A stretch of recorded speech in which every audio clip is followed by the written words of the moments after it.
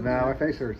Yeah, it's just no, it's cool. Everybody asks me, is it come down? Have you come down yet? And I'm like, no, because you see how happy they are. That's incredible. Our coaching staff is, we're ecstatic. That we are able to do this.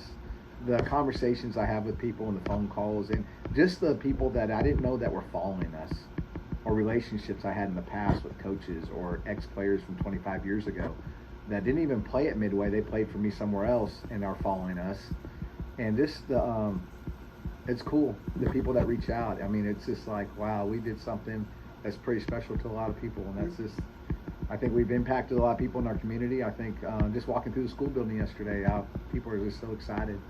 I think we just brought a lot of joy to people, and that's pretty cool.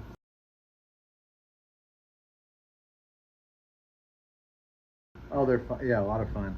We have some pieces fall into place too. TJ moved in at Christmas time, and like I told him after we beat Prosper, probably the best Christmas present I ever got was TJ Woodson.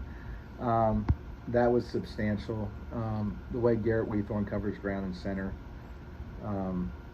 Brody Potts on the mound. David Lytle now, up the middle along with TJ. Between in 41 games between David Lytle, Garrett Weethorn, Garrett made 0 errors all year. David only made 1, and TJ only made 4.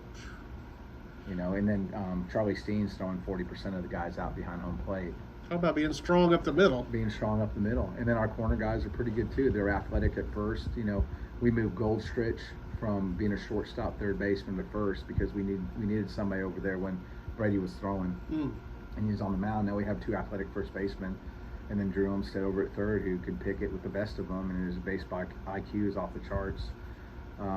It just kind of, it all seemed to piece together. Yeah. And I think it pieced together when TJ came in.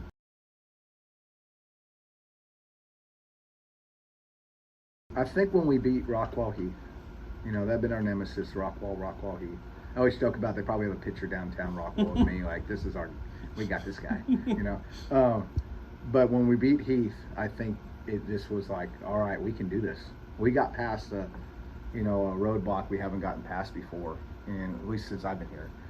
And when that happened, and then we go play Conroe, and we knock them off in game 3. And then we're going against Klein Kane, who they had beat the Woodlands. They beat another top team, I can't remember which one. And everybody had them picked. Every publication, every podcast, everything that, I don't listen to, but the parents tell me. And we knocked them off. It just seemed like it started catching fire. And, then the kids started believing 80 miles and why not us? And it just kind of played out, right? Nice. It just kind of played out.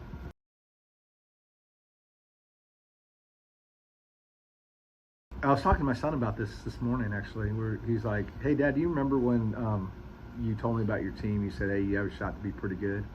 But then you flipped it after 6-6 and said we're not very good. I was wrong. But then we caught fire and things just kind of played out the way it did. But I had a feeling we're going to be very athletic and we can run. I was kind of not sure about pitching a little bit, but I knew we would hit. I thought we'd defend well. But you don't know. I just knew we were athletic a little bit more than we have in the past. So I think that was different. But then I think we're going to make this run. Man, I would be lying to you. But I thought we had a chance to make a run. I just didn't know we'd do this.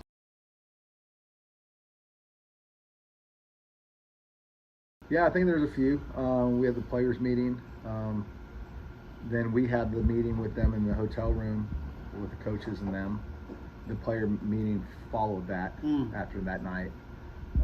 We left and they had their own meeting and they felt good about that meeting.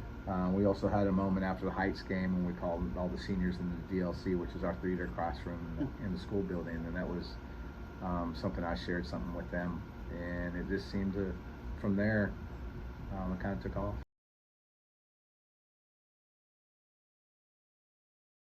Yeah, Ben was here a year before I got here, so we've been together all 9 years since I've been here, and he does an amazing job with the pitchers and how he prepares them, and it's just off the charts.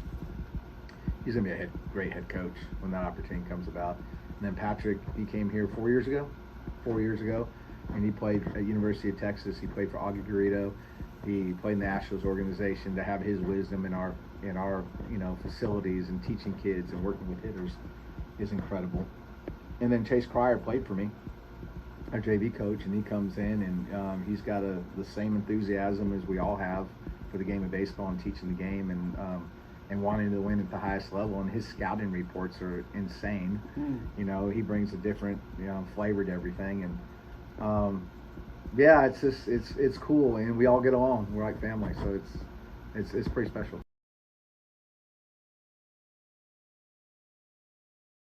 Well, that play took the wind out of the sails for them because it's 4-2, no outs, runner at third. Next guy singles, makes it 4-3. We don't. If Drew doesn't do that, and it's like, you can see it on their coaches, like, oh crap.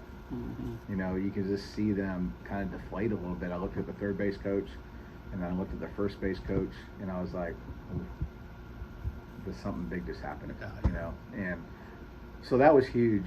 And in part of making a run, right, is getting lucky. Things fall into place. Yeah, it just seemed like, this might happen.